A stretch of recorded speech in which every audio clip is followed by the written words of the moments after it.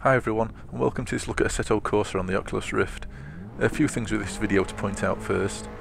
Because of an issue of how it renders the stereo view with the Rift, the current build of Assetto Corsa doesn't quite use a large enough render target for each eye, which means that it can look a bit blocky when viewed on a monitor, but more importantly, when you look at it through the Rift, you end up with a really soft image. And so because of that, I've had to use downsampling. Basically setting up a silly res and downsampling that to actually make it look like a semi-decent image when you're playing it on the Rift. It is only an early access game, so I'm sure that'll get sorted out in the future.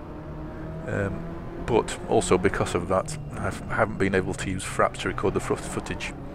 It just refused to capture the oversampled image. Instead, I've used shadow play, which are part of the NVIDIA drivers now, and it's done a semi-decent job. It is a little bit stuttery in places compared to the usual fraps capture, but I've got more of a feeling that that's due to the silly res I'm having to run it in order to be able to downsample to a semi-decent image. Right. Another thing to point out with this video is that I'm not actually talking while I'm playing the game. I did actually try, but it ended up being a total mess. I was trying to concentrate that much on driving. I just stopped talking at points. I was just, if I taken a hairy sort of corner, I'd be holding my breath, and sort of any sort of commentary just went out the window. So I thought I'd just record a few impressions after I'd actually recorded some footage of me playing it. Now I'll have to point out that I'm not generally a racing fan, as well, at least when it comes to sims. For me, I'm more of an outrun, grid, arcadey sort of gamer. In real life, I have absolutely no interest in cars whatsoever, and whenever I've looked at sort of sims in the past, they just never really do anything for me. This has changed. Assetto Corsa with a Rift is an absolutely brilliant experience. Playing it on the Rift is just such a much better experience than on a TV or on a monitor. It's shocking. As I say, I'm not normally a sim racing fan, and if I've ever tried any in the past, I've generally got all the assists turned on, and traction control and stability control, automatic gears. I was just never really interested in learning how to drive a car on this with this sim type game. But as I've been playing this, I've been gradually turning things down. I've got ABS turned on at the minute, I think, traction control off, and manual gears are on. In the clips I've got for the video, it's a bit of a mixture, depending on what car I was driving, whether I was just trying to get used to that car, or whether I'd had a bit of practice.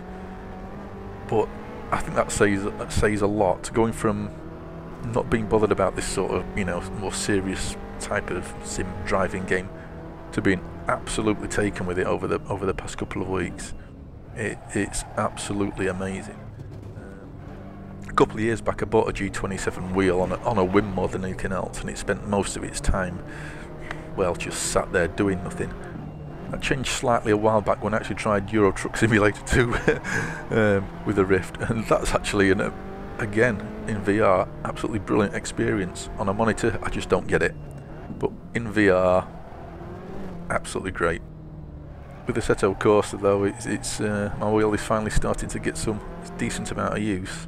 Which brings me to another point. I see a lot of people posting on the forums, on Reddit, etc. About what control system they're going to buy for the Rift, whether it's going to be a STEM or Pre-OVR or whatever. Make sure when you're setting aside your money for all this stuff that if you haven't got a wheel, you're going to need one. It's all really well being able to have hand control and gesture controls and everything, but at the end of the day, that's going to be absolutely useless if you want to play a racing game. To get yourself a decent wheel. It's brilliant. I mean, at the end of the day, get a wheel like well, whatever you like. As I say, I've got a G27 with some decent sort of force feedback, and you've got natural haptic feedback through the wheel. and it's just an absolutely great experience, especially if you get your wheel set up so that the wheel and arm movements from the avatar are you know, corresponding to your real life movements. As it gives you a really good sense of connection. What else? I don't really know what else to say. I'm just stunned how much I'm taken by it. I picked it up, actually picked Assetto Corsa up a while back when it was on sale for 20 quid. I think it's 29.99, talking sterling here. But if you see it, you know, on sale, definitely pick it up for when you've got your Rift, or assuming you haven't got one. Or if you know, if you've got a Rift and you've got a wheel, I'd really suggest thinking about getting a copy. You might want to hold off for the, you know, until there's the Dev Kit 2 or the consumer version. It does suffer like a lot of other Rift games at the minute in the fact that the low res does kill it a bit. At a distance, it's incredibly hard to see some of the corners. Once you've got to know a track, yeah, not too bad. You know, you can cope, but you know, trying to judge things at a distance, it is fairly difficult. Anyway, I'm not going to babble on for the entirety of the video. I recorded a few different cars for you to have a look at, so I'll leave it here and just let you watch the rest of the footage. Well, as always, thanks very much for listening, and I'll leave you to view the rest of the video. See you later.